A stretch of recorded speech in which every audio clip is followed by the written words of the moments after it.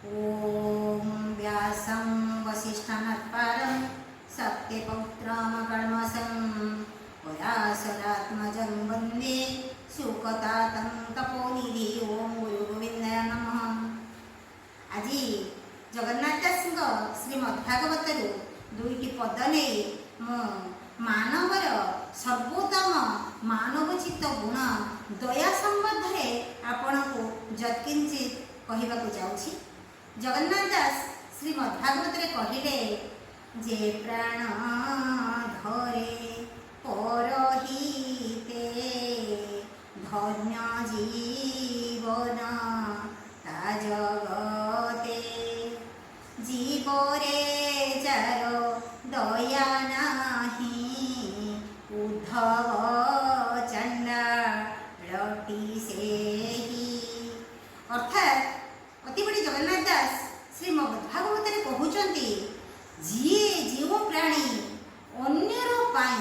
अन्यर उपकार पाई जे जीवन धारण करिछि से ही ए दुनिया रे धन्य। जे प्राण धरे पर हिते धन्य जीवन ता जगते।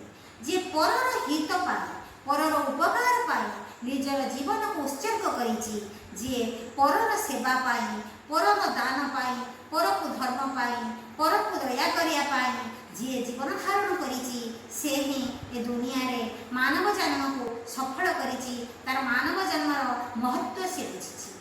जହାର जीव प्रति दया नहीं सब जीव एक परमात्मा वास करुचंती समस्ते परमात्मा संतान कीटरु ब्रह्म पर्यंत से सर्वपरिव्याप्त परम मंगलमय भगवान सबुठी समभाव सर्वत्र अछंती। एक कथा को जे विचार करी नहीं जीव प्रति जे दया करी नहीं तार जीवन रे बंची रहिबा आ मरी जिबा एक समान ही थाए। तेणु जार जीव प्रति दया नहीं से चांडाल सहित समान बोली जगन्नाथ दास श्रीमद्भागवत कहते।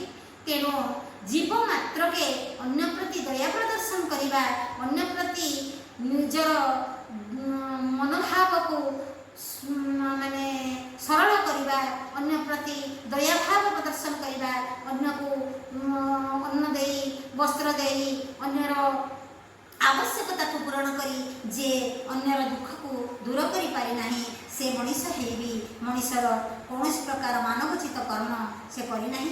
तेणु जीव प्रति दया करिबा जीवर आवश्यकता को पूरण करिबा जीवर भावना को बुझी तार जहा आवश्यक से अनुसार निजर सामर्थ्य अनुसार ताकू दान करिबा मनीषर सर्वश्रेष्ठ दुर्लभ मानवीय दैव गुण।